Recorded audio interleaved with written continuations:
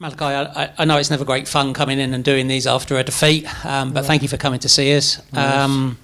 What are your thoughts on the game? It all looks so promising. You had a great start to the game, but just couldn't build on it from there? Yeah, I think obviously it was a very good start. Just think it's more so about seeing games out, being obviously rigid and knowing how to win games. I think obviously we've been a bit poor with that recently, but yeah, it's obviously good that we've got a game coming up that we can kind of obviously rectify that. Goal just before half time is never good to concede, is it? You know, how much of a factor did that play in the outcome of the game? Yeah, I think obviously we need to learn more about seeing games out and stuff like that. But obviously to concede just before half time isn't ideal. I think obviously if we go in 1-0 up, it's a different game. Obviously the talk's a bit different as well, but yeah, obviously I think it's just more so about seeing games through and trying to be rigid with that. And the goal at the start of the second half was a poor one to concede, wasn't it? You know, not pointing the finger at particular individuals, but it was a poor goal to concede and really gave them something they could hold on to, didn't it? Yeah, it is, but obviously if we score together, we concede together as well, so it's more so about helping others and if we can as well, seeing things, because obviously players will see things differently from different positions. It's more so about talking players through as well. If we can do that and help each other, it would be ideal more, as opposed to just pointing fingers and saying so-and-so is at fault for a goal. But yeah, I think we just learned from that now.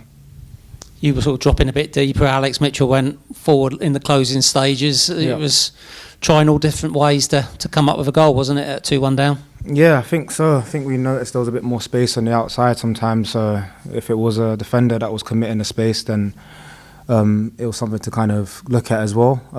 Just trying to find ways to win or try and get an equaliser sometimes, even when we go down. But I think it's just more so about learning how to win games and how to kind of see out games and how to get goals back when we are in losing positions. But yeah, we weren't great at it today. But yeah, there's obviously Thursday to kind of put it right. I don't really like throwing stats at players too much, but it's 2 home wins this season out of 7. Yeah. You'll, as players, you'll all want to improve on that and make this place somewhere where you can pick up wins regularly, won't you? Yeah, definitely. Obviously, it's a great crowd behind us. I think we obviously need to make it a fortress, a place where people like fear to come to as well. So it's more so about building that. I think on the road we've been quite good, but I think it's like the last 2 we've won as well. So I think it's just more so about being more positive and creating an atmosphere where people don't want to come like to home park as well. So I think we need to really focus on that in the next few weeks. I could feel from the stands that the fans were trying to give you a lift in the second half. Could you feel that on the pitch? Yeah, especially at the start of the half as well. I think obviously it was something where the fans are obviously trying to lift us. We do need them a lot when it's 1-1 and times when we're losing games and winning games. We need them. They help us through it a lot. But yeah, they're obviously a key part in our success as well. So I think obviously that we need to just build on that as well, I think. You've mentioned Thursday a couple of times. It's going to come around quickly, the first Devon derby of the season. What are you expecting from that game? Yeah, I think we all know what to expect from it. Obviously, we need to be more aggressive and obviously take the game to them as well. I think we need to know how big of a game it is for not only just this club but for the city on a whole as well, and for our season as well. So we look forward to it. We know we need to be better. Have you had many people tell you how important it is to the people of Plymouth? Yeah, I've obviously heard a few people, Nance and Skip, have told us a lot about how important the game is for this city. So yeah, it's a game that we look forward to. What about your brother? He played for Argyle and for Exeter. Has he given you any words of advice yet? Funny enough, he actually hasn't. He actually hasn't. But yeah, I think I already knew about the rivalry. So yeah, I'm just looking forward to it.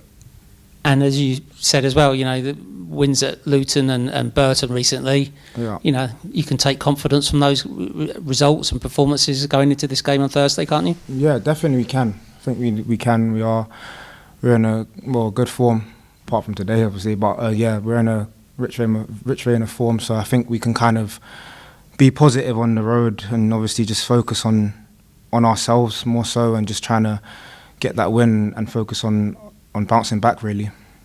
Thanks for your time. Wish you all the best for Thursday. Thank you so much. Tom Cleverley, disappointing afternoon in the end.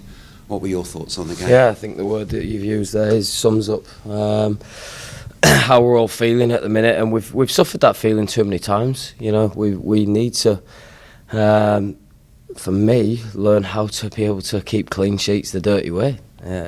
You look at the last two games, Wigan and Wimbledon taking the lead in both games at home. And even if you're not at your best, you should find a way. We have to find a way to.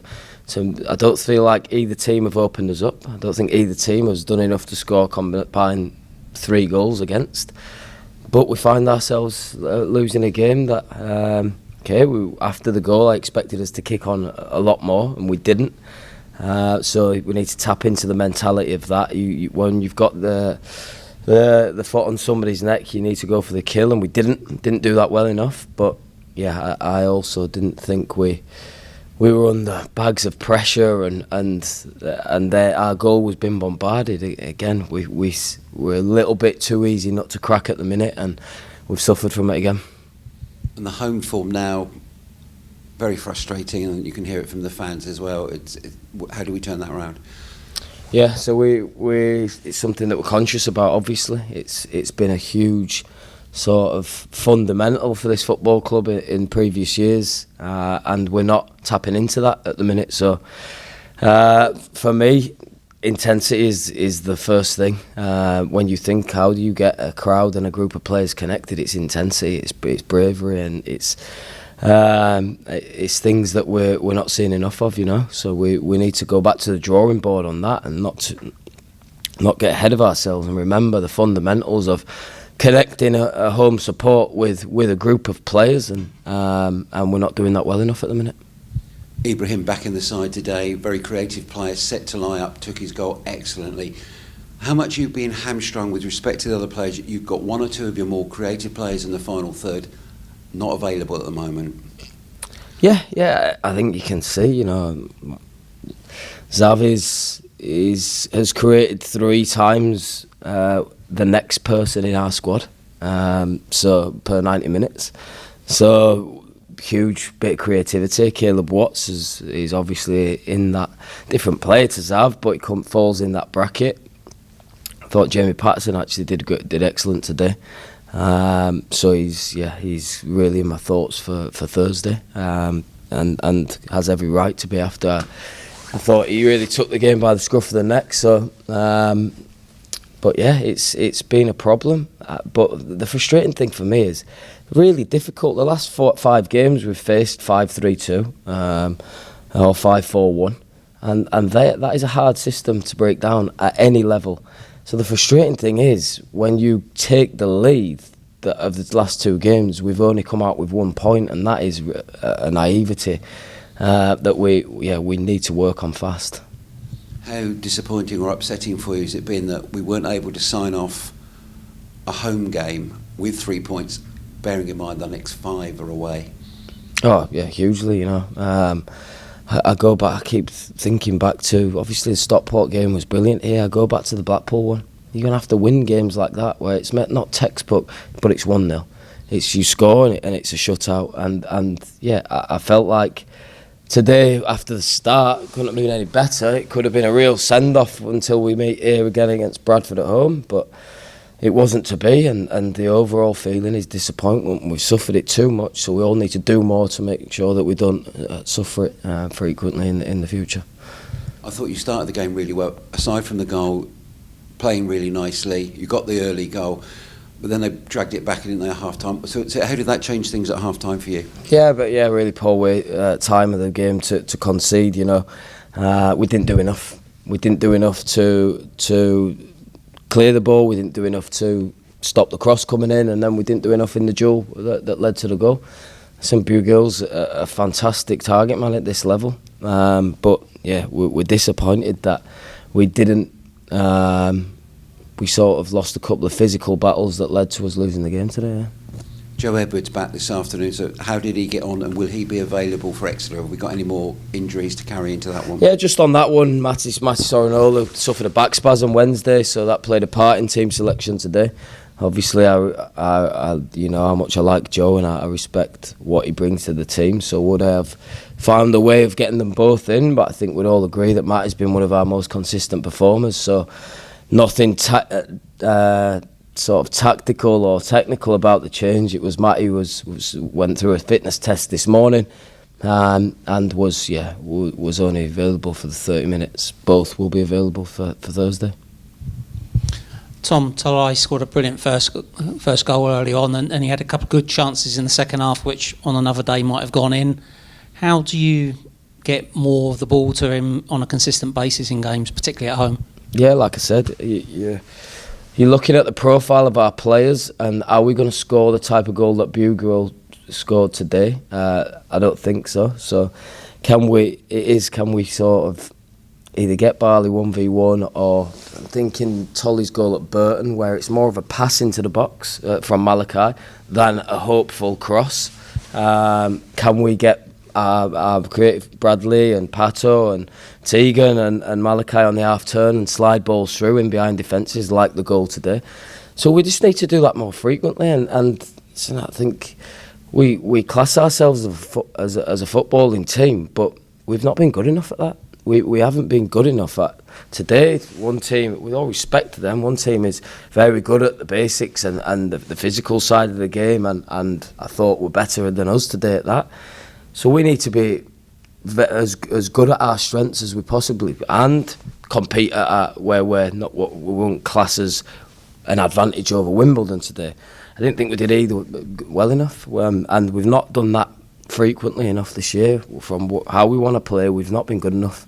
And it's we need to think how moving forward what is the best way for us to win football matches, and for me it starts with a clean sheet. We have to approach every game fundamentally is what can we do to make sure we are hard to beat in this game, because we're falling short, and that's where we'll start. When the team fall behind in games at home park, it does seem a struggle to create chances, let alone score goals. What are your thoughts on that? What can you and the players do? What can you do tactically? What can the players do? What do you want to see from the players to be able to if you do go 2-1 down, you come back and get back on level terms and maybe even go on and win?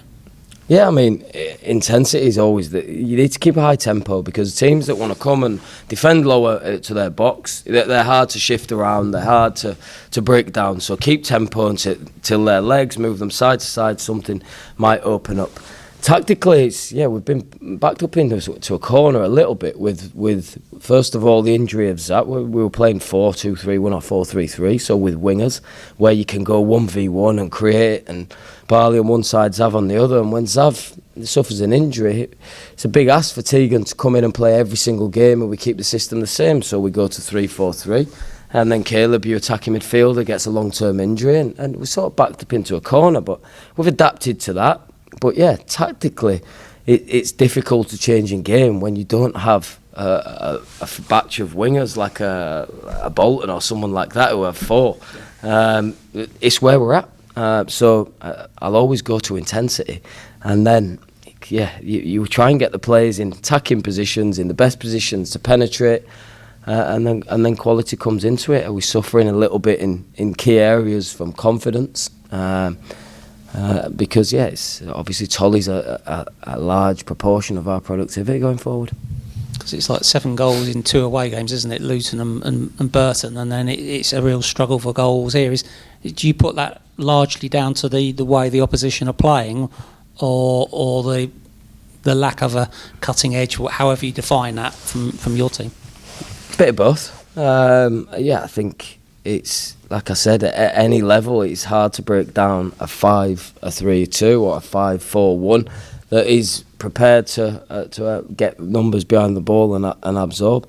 I don't want to be disrespectful to Wimbledon. They are more than just that as a football team. But when they go ahead, and that's what they did, we are struggling a little bit. So like I said, you have to reduce unforced errors, which we're not doing. You have to keep the tempo high. You have to wait, and until 5-10 minutes to go, where we send Mitchell up top, you have to try and not be too desperate, where you're just lumping it aimlessly forward.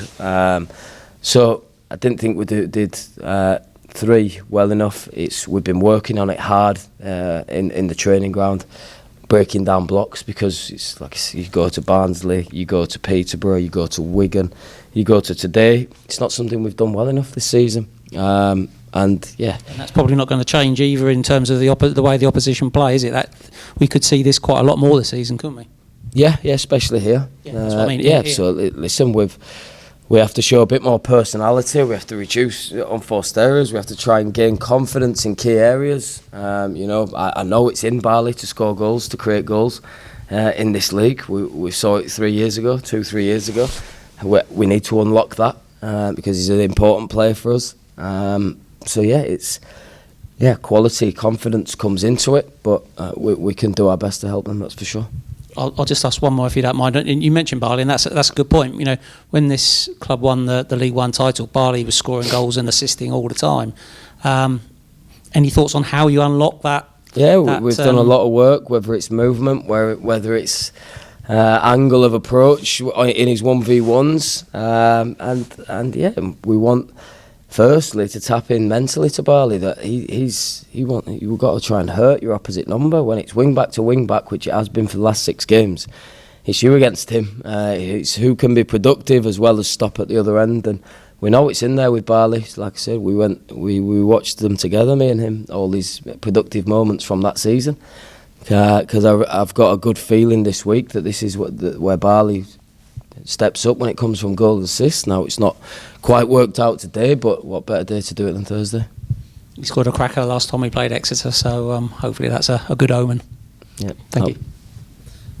Only the obvious one for me. Cornell just failed his fitness test. Yeah, not quite ready yet. It would have been a risk. It would have been one of those situations where if we played him today, we would have risked losing him for longer. So a few more days. It's an injury I had as a player, and it does linger around a little bit. Everything's on track. It would just the risk would have outweighed the reward with that one today. So we'll know more about him in Exeter in a week. Yeah. It'd be unlikely that he's fit to start the game, but available to be in the squad. Yeah. Brilliant. Thanks for your time.